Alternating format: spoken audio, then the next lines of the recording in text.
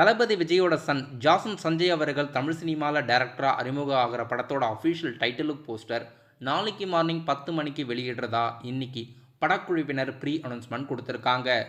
Lyca production தயாரித்து இந்த படத்தோட அஃபிஷியல் டைட்டிலுக்கு போஸ்டர் நாளைக்கு மார்னிங் 10 மணிக்கு வெளியாகுது.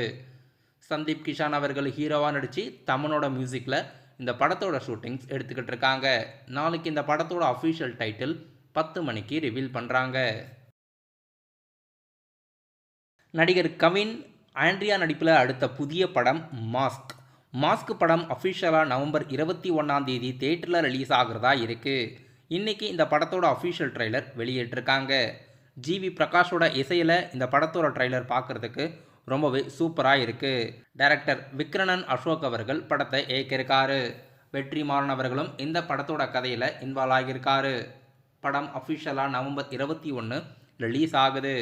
ஆண்ட்ரியா அவர்கள் இந்த படத்தில் முக்கியமான வில்லன் ஃபீமேல் லீடாக நடிச்சிருக்காங்க. ஆக்டர்ஸ் கீர்த்தி சுரேஷோட லைனப்ஸில் அடுத்ததாக ரிலீஸ் ஆக போகும் படம் ரிவால்வர் ரீட்டா.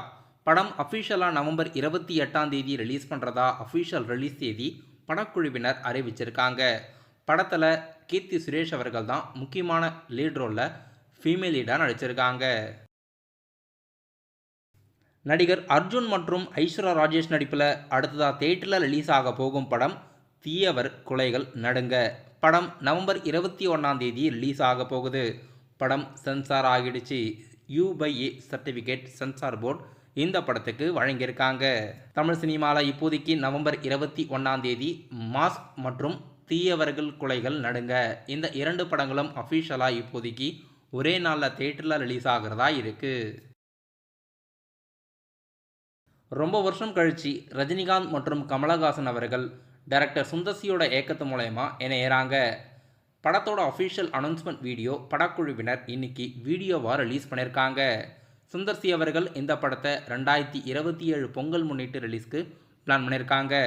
இதில் ரஜினிகாந்த் அவர்கள் தான் ஹீரோவாக நடிக்கிறாரு. ரஜினிகாந்த் அவர்கள் ஹீரோவாக நடிக்கிறதுனால அவர் நடிக்கும் 173வது மூவி இது. மியூசிக் டைரக்டர் யாருன்னு இன்னும் அஃபிஷியலாக அறிவிக்கலை.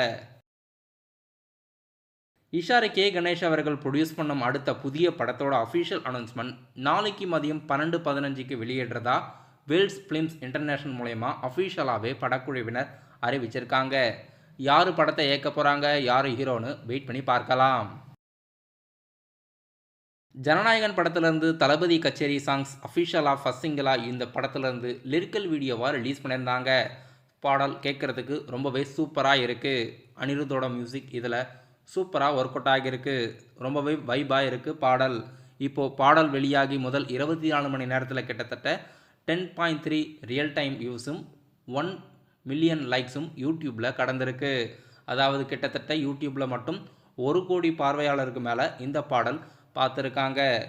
படம் அஃபிஷியலாக ஜனவரி 9 பொங்கல் முன்னிட்டு தேட்டரில் ரிலீஸ் ஆகுது.